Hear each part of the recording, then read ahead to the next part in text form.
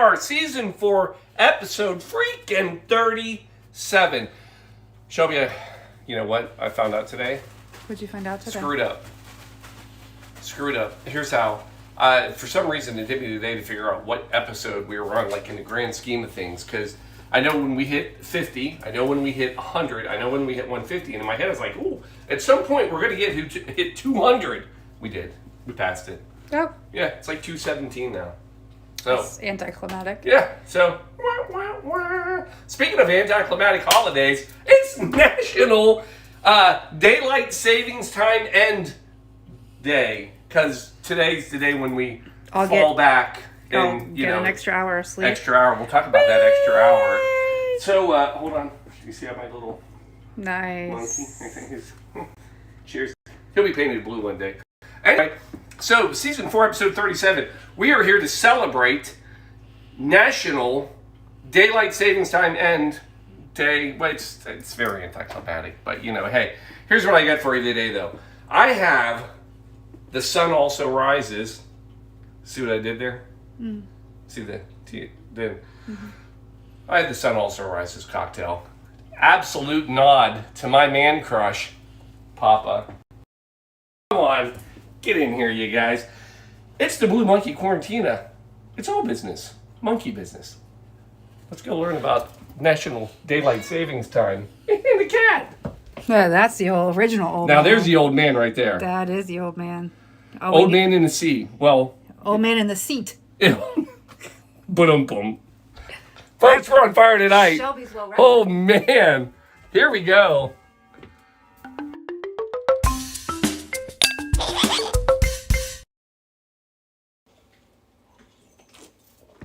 Folks, it's true. We're still here. It is episode 200 and something. And anyway, it has nothing to do with the show tonight. Other than the fact that, well, we're working. And here we go. All right, here, we think. Give it a second. Nope, we are. We're all working. The year. You ready for this? History time. 1895. Bringing in 2 people tonight. George Hudson out of New Zealand and William Willett out of England. Paul, these are bartenders. They had some cocktail that they made in 1895. Right? I can't do anything about it. You know, you get one good joke in, and then, you know, then, yeah. All right. Nothing I can do about it. George Hudson, New Zealand. William Willett from England. Bartenders. Cocktails. No. We're daylight savings time. These 2 gentlemen are credited with creating the idea of a daylight savings time program. Yes, it's true. And what was their background, Paul? I'm very curious. So was I. So in my 8 minutes, I looked them up. George was an entomologist. Insects, right? Yeah. Isn't that right? Entomologist? Yeah. And William, he was a builder. And they came up with this idea. Now, the original idea for daylight savings time, they wanted to move the clocks 2 hours. And kind of what we do now, but 2 hours at a time. Nobody went for it. They came back about a year later, had another idea, and said, what if we do 20... This is kind of a cool idea. 20 minutes every Sunday, they would add time on for a month, and then you'd keep it, and then towards the end, like November, you would take 20 minutes off every Sunday. That wouldn't have screwed up anything. Like, the hour's tough enough, but at least thank God for Apple, right? Because I don't have to change any clocks anymore. Anyway. Yeah, we do. Yeah, we do have a couple. Okay, Shelby does. Shelby does. I don't. Anyway, so fast forward. Now, we go to 1908. You ready for this one? First country to implement daylight savings time? Not the USA. Canada.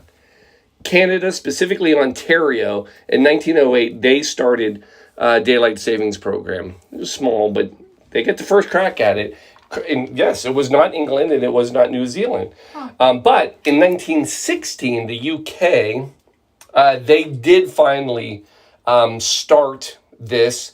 And what was funny is that William Willett it was right before he died, so he was very excited. And most people believe that he never knew that Canada had already started it because we didn't have the internet back then. So he died believing that they were the first ones to ever do it. And good for him. That's the way it should be. So 1918 is when the U.S. finally decided to start their own daylight savings program. Is during World War I, they thought it'd be an energy saver, but they actually stopped it after World War I, and it didn't kick up. Paul, I'm going to disagree with you. I've heard tales that Ben Franklin was the father of daylight savings time, and actually that there is a story about that. 1784. I can't believe the old man's in here. I know. Papa's here. Oh, he's in the other. Yeah, you can see him. He's kind of there. Wait, is he able to? Yeah. Look at, Yeah, we're just doing a show. Oh, man. Yeah. Oh, 16? yeah.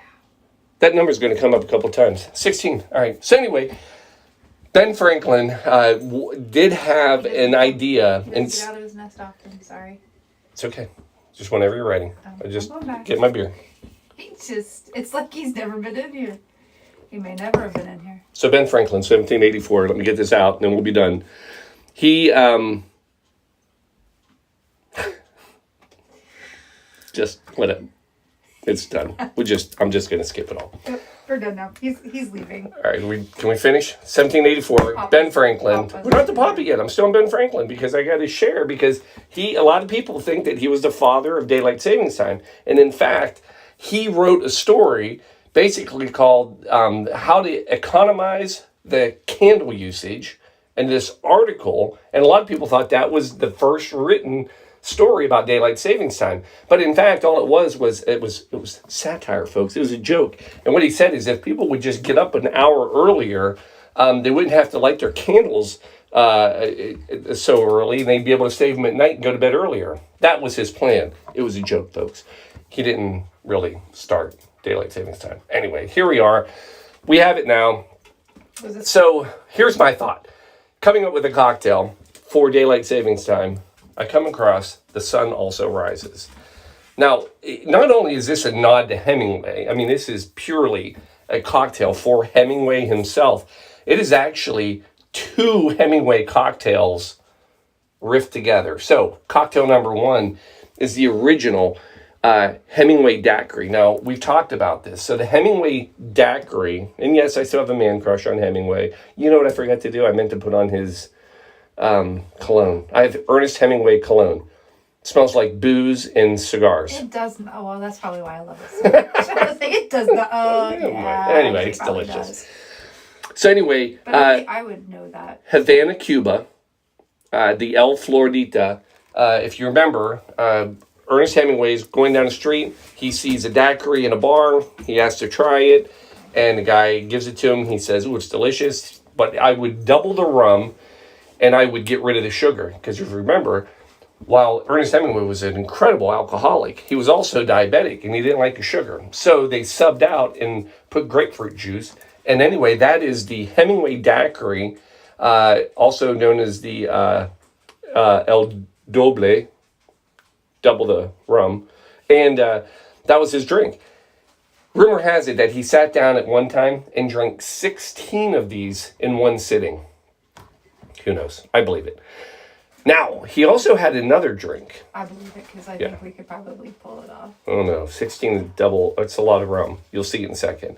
So the other drink that's going to be used tonight is his other cocktail, Death in the Afternoon. So Death in the Afternoon is not only a novel about bullfighting that Ernest Hemingway wrote. This is all in the 30s, by the way, if you want to go fact check me. It's fine, go ahead.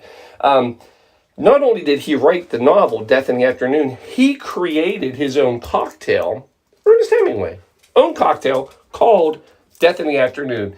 And it was basically champagne with absinthe. And absinthe is the new ingredient. So, fast forward, it's the 2000s. We have Jim Meehan. Jim Meehan is out of New York, originally Wisconsin, but in New York. Now, he is credited with basically revitalizing the cocktail scene in the 2000s. Matter of fact, not only did he open an amazing bar called PDT, which was a speakeasy. PDT, by the way, stood for Please Don't Tell. What a fantastic name for speakeasy. PDT. I was thinking PYT. No, that's a different thing. Yeah, that's a different thing. So PDT writes a cocktail book called PDT Cocktails. And this guy, Jim, has written tons of his own cocktails. In interviews, they say, what's your favorite cocktail? He's like, I don't have a specialty. I don't have one, because he's created so many. So one of his cocktails was A Sun Also Rises. Again, what we're going to make, for God's sakes, Paul, make the drink. I'm getting tired. I am too. Let's just make it. Ice in your glass. And this is basically a riff of taking the Hemingway daiquiri with a little bit of absinthe. So here's the cocktail. It is straight up the cocktail recipe. So rum, I'm going to go with Bacardi. I know it's not from Cuba, but it's a long story. Just use whatever you want. White rum. And we're going to go 2 ounces per drink. So there's 2. And then 1 for Shelby. Then we're coming in with Luxardo Maraschino liqueur. Now, you'll remember this. It is made with the cherry pits. This does not taste like cherries at all. Such a disappointment. I know. But it is delicious, and it does make a great cocktail. And we're going to go 1/2 ounce per. So that's 1 ounce total. Oh, look at that. Such a great thick. And that's going to give it some sweetness as well. Then we're coming in with grapefruit juice, 1/2 ounce, fresh squeezed. Grapefruits are hard to squeeze, so I do that separately. But there's my other grapefruit. Shelby can vouch. It's 1/2 ounce per, so we're going to go 1 ounce. Cocktail out of the other half. Yeah. Oh, yeah, we did do that because it did make a little extra. Now, the limes I'll do fresh. We need 3/4 ounce fresh, which is probably going to be probably about 2. So, can you smell the Luxardo, though, already? I bet you can. I don't If you know try the real smell for hard. Luxardo. It's kind of a... I don't quite understand the purpose of Luxardo. If it's not going to be...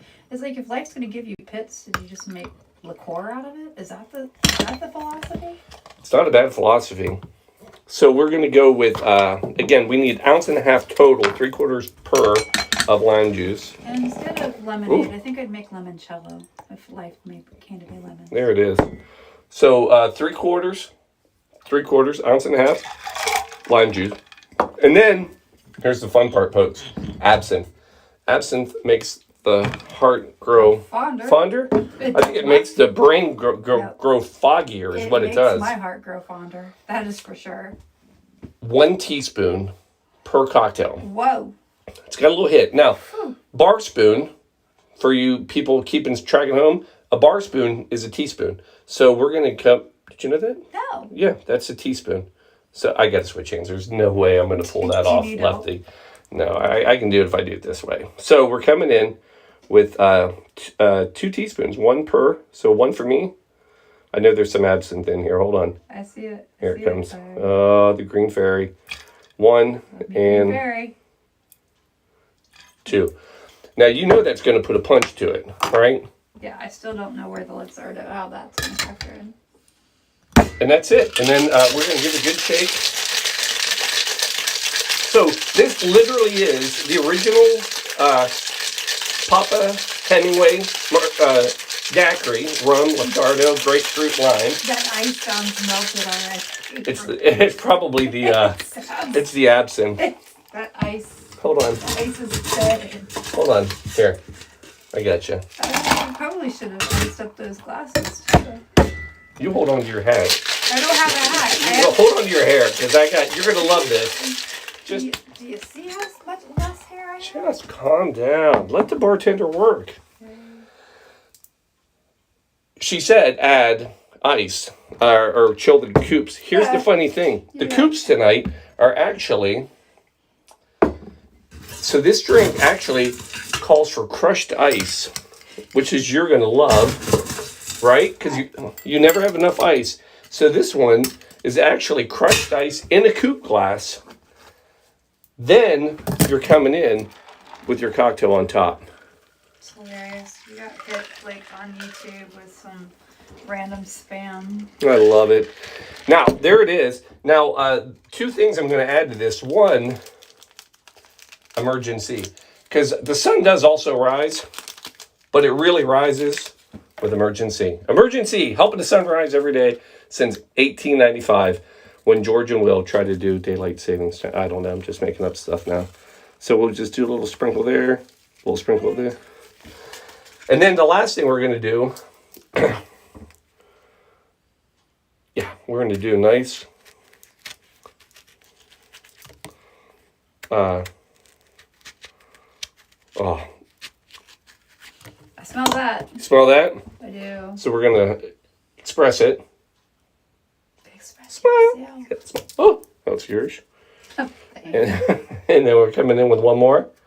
Let's give that a little, Express yourself. boom, there it is. Folks, there it is. The sun also rises, and it'll keep on rising. Don't worry. Well, let's give this a little whirl. Oh, it smells fantastic. Oh, so that's fantastic. So the citrus is strong, but you have that end, that herbal note. So it's like an herbal daiquiri. It's fantastic. You're going to love it. I'm going to come around. I'm going to give you a little cheers. Here we go. Folks, right here. Ooh, can we get that in there? You Look got at this. Oh, lovely. Give that a taste. Cheers, everybody.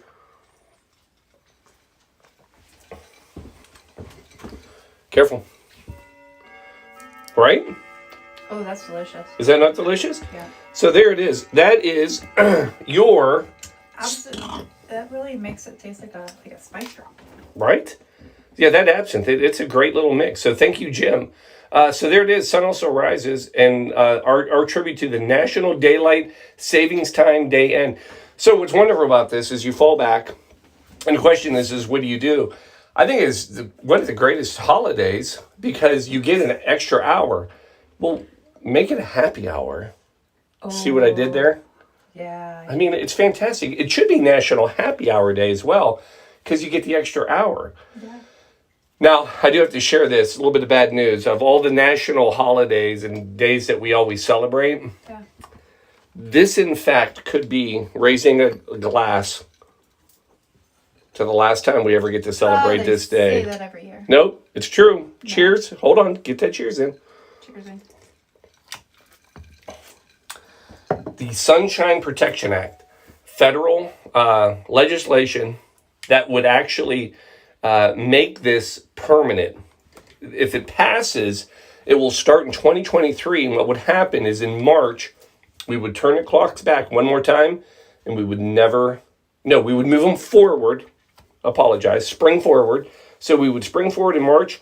We would never have this day in November again. We would never turn it back. Now, it has already passed the Senate, if you want to keep track with your legal stuff, because there's nothing else going in politics. So let's pass a law on sunshine. It actually has gone through the Senate. It has not made it to the House yet. But if the House passes it, then it would be law. Now, I will tell you that in the 70s, they actually tried to make this a permanent thing. I think it was 73. And people complained and said, it's too dark. Kids shouldn't be walking to school in the dark. And it doesn't. And sadly, that year, there were kids that were killed in Florida walking to school, like 7 kids. And they immediately said, we have to stop this. So I don't know what's changed in that amount of time. But there is a safety issue that people... Anyway. You brought it up to the forefront. Here's what I'll say. Whatever you... Just go have an extra happy hour today. You've earned an extra happy hour. Folks, go enjoy. Love you all. Wait. Uh-oh. And I was going to say, Pedro, thanks for checking in. I hope you're checking in from Disney because that trip looked awesome. Well, there you go. Just saying, hey. Cheers to everybody out there. Yes. And so last thing I'll say is in 2 weeks...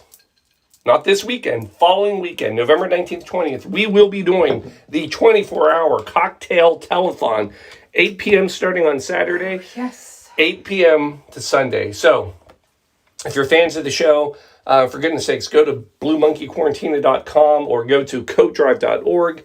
Order your cocktail today. We're over halfway sold out. Yes. and we want to sell it out. Let's test the liver. Let's Yes. test Paul's liver. Let's play this game. I'm ready. Master liver roulette. I'm ready. Challenge me. Give me a cocktail. And we will see you then. We have one more show next Sunday, and we'll be ready. Mark, it's good to see you too, my friend. There we go. People on. All right, folks. Love you all. See you next Sunday. Cheers.